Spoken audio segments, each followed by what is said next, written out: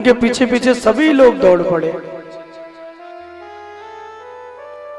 राजा परीक्षित के पीछे पीछे जब दौड़े तो परीक्षित जी ने कहा कि श्राप तो हमको लगा है, तुम लोग हमारे पीछे पीछे क्यों आ रहे हो? सब ने कहा कि महाराज आपकी बड़ी कृपा है।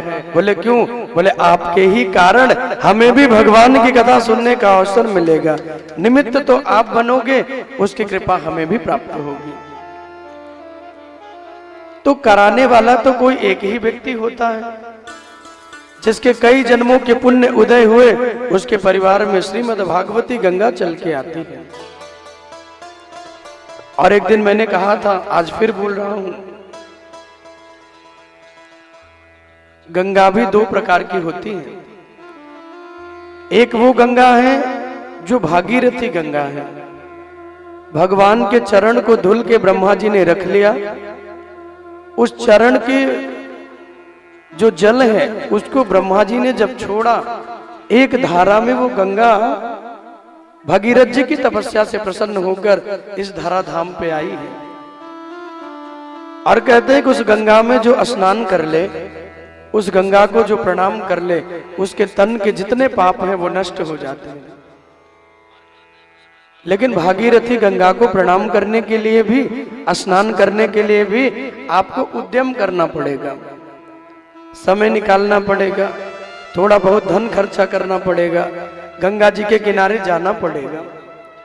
प्रयाग में जाइए, संगम में जाइए, चित्रकूट में जाइए,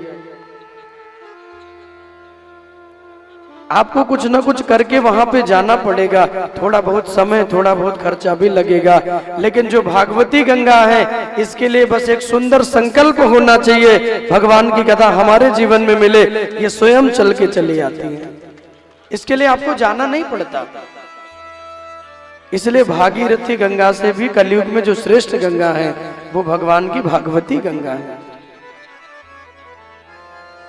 क्योंकि वो गंगा तो भगवान के चरण से निकली है। लेकिन जो भागवती गंगा है ना, ये भगवान के मुख से निकली है। इसलिए उस गंगा से भी श्रेष्ठ कलयुग में भागवती गंगा को कहा गया है, जिस जो आपके यहाँ स्वयं आती है, बस आपको वहां पहुंचना है, उस धारा में डुबकी लगाना है। और जितना पात्र होगा, कल मैंने कहा था, उतना पुण्य का बैलेंस लेके वहां से आना है। आपके पात्र छोटे होंगे तो ये गलती आपकी है। This is not my fault my dear. आप अपने पात्र को बड़ा बनाइए। आपके पात्र बड़े होंगे तो आप जितना चाहेंगे उतना जल लेके जाए, जितना चाहे उतना पुण्य लेके जाए, सत्कर्म लेके जाए। परीक्षित जी गंगा के किनारे आए, विराजमान हो गए। एक ही प्रश्न किया है, जिसकी भी मृत्यु निकट हो, उसकी मृत्यु सुंदर हो जाए, ऐसा हमें कोई उपाय बताइए। ये नहीं कहा कि मैं मरने वाला हूं तो मुझे अमर बना दीजिए।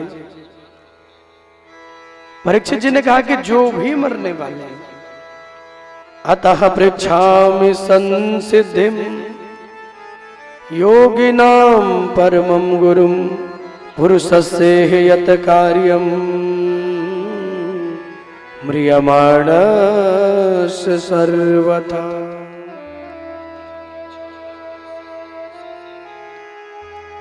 गुरुदेव, मुझे ये नहीं जानना कि मुझे धन कैसे मिलेगा, मेरा मकान कैसे बड़ा होगा, मुझे इस बारे में नहीं पूछना।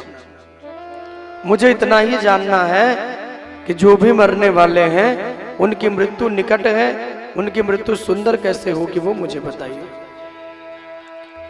वो अपनी मृत्यु को सुंदर करने के लिए क्या उपाय करें, किसका भजन करें, किसका नाम लें,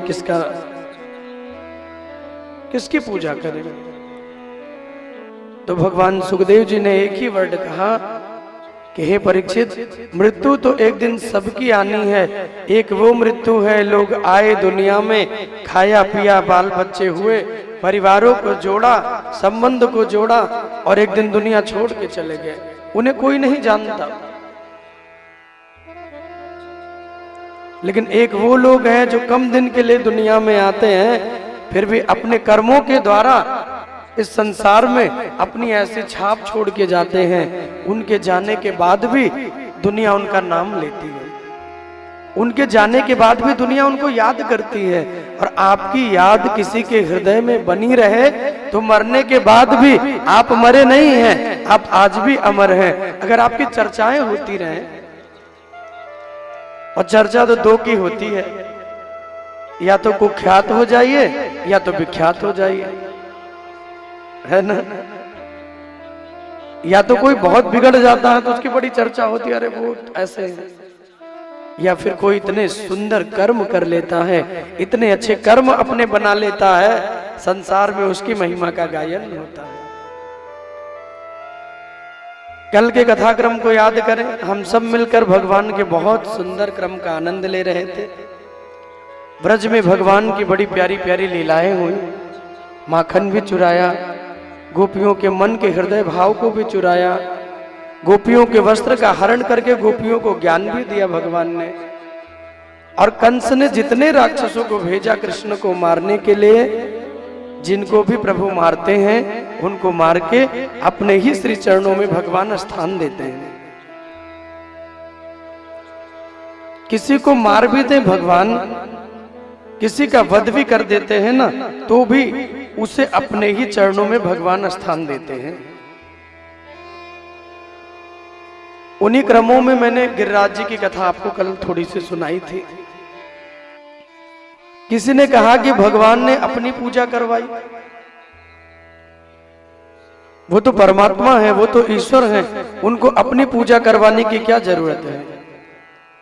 भगवान कहते हैं कि हमें अपनी पूजा कराने की जरूरत नहीं है, लेकिन हाँ किसी को अभिमान हो जाए, वो जान ले कि वो भगवान है, तो उसके अभिमान को तोड़ने की जिम्मेदारी मेरी है। क्योंकि इंद्र को भी अभिमान हो गया, इंद्र को भी लगता है कि मैं भगवान हूं। अब ब्रजवासी तो बड़े भोले हैं, वो वर्ष में एक दिन इंद्र की पूजा करते हैं।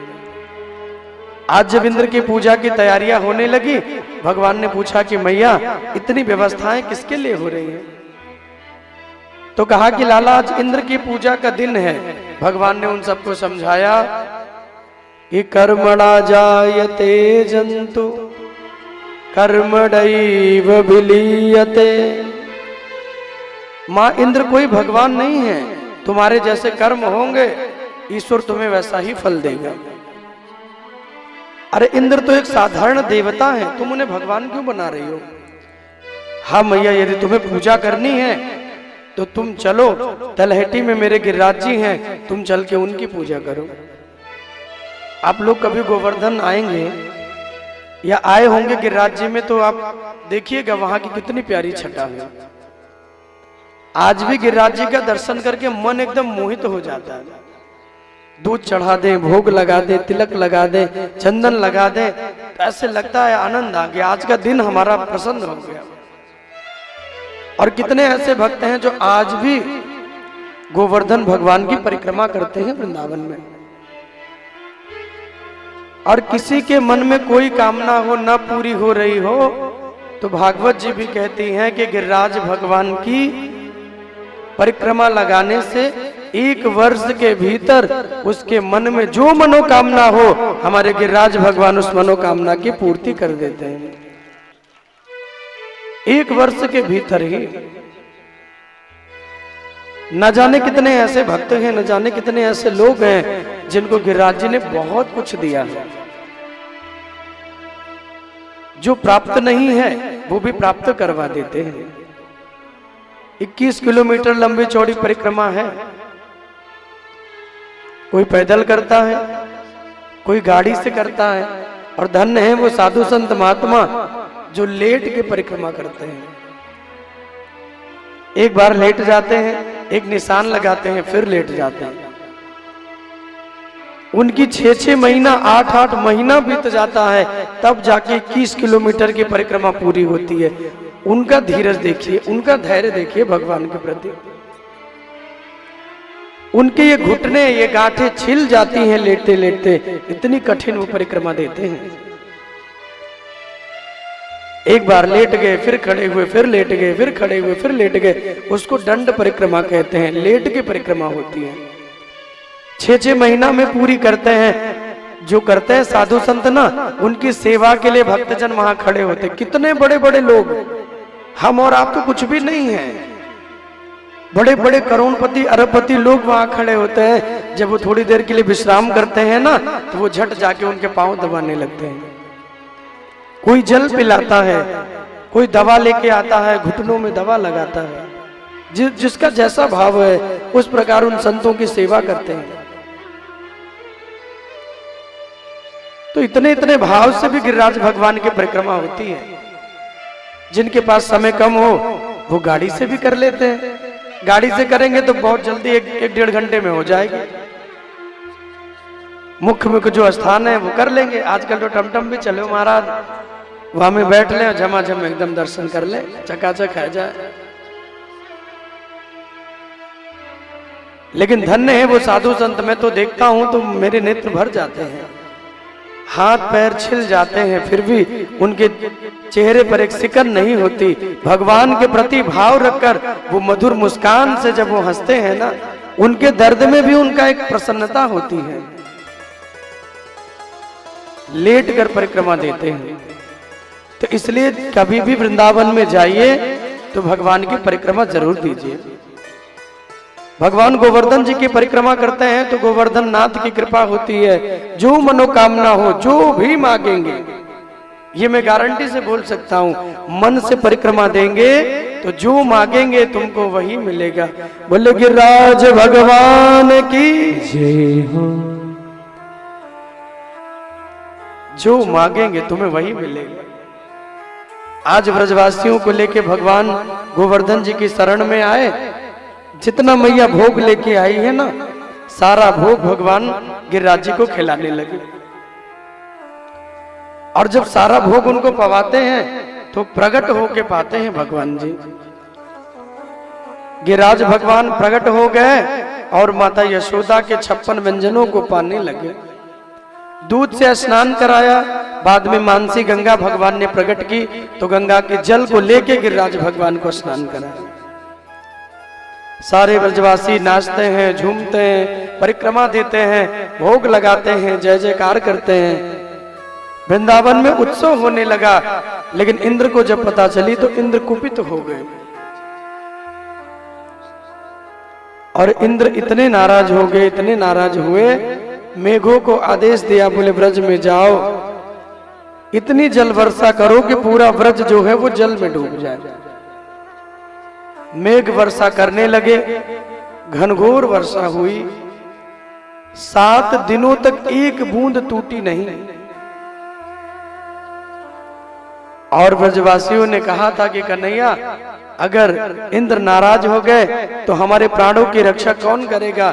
भगवान ने कहा था कि आप चिंता मत करिए, इंद्र नाराज होंगे तो जिनकी शरण में आप आए हो वो गोवर्धन भगवान तुम्हारी रक्षा कर लेंगे। आप जिनकी शरण में आए हो वो तुम्हारी रक्षा करेंगे। और आज जब इंद्र ने इतनी वर्षा की, पूरे ब्रज में जल ही जल हो गया, सब भागने लगे, हे कन्हैया रक्षा करो, हे कृष्ण रक्षा करो, हे लाला मेरे प्राण बचाओ, हे लाला मेरे प्राण बचाओ। सभी लोग घबराए, भगवान को चिंता हुई। प्रभु जी आए और जैसे कोई बच्चा खेल खेल में कोई बड़ी वस्तु को हाथ में उठा लेता है, वैसे ही भगवान आए, अपनी सबसे छोटी उंगली पर इतने बड़े गिरिराज पर्वत को उठा के भगवान खड़े हो गए और सारे देवताओं ने भगवान पे पुष्पों की वर्षा की। राधे राधे बोलना पड़ेगा, राधे राधे जोर से बोलना पड़ेगा, और जोर से बोलना पड़ेगा। आकर भगवान गोवर्धन नाथ को उठा के प्रभु जी खड़े हो गए। एक उंगलिया पे उठा के भगवान खड़े हैं। और कितने बड़े हैं?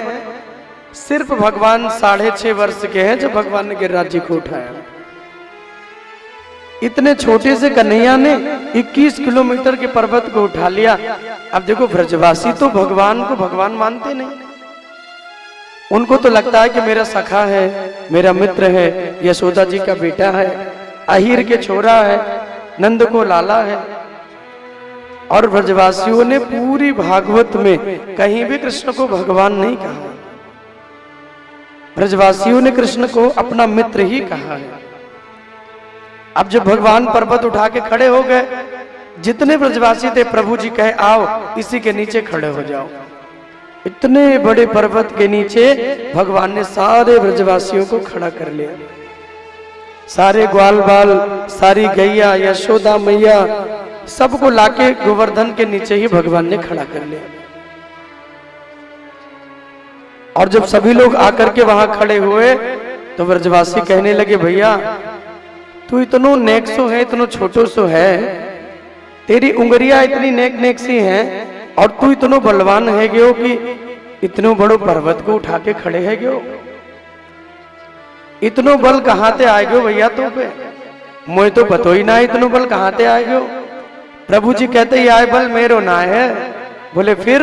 भगवान ने कहा यह तो तुम्हारो बल है। मेरो बल? बोले आकर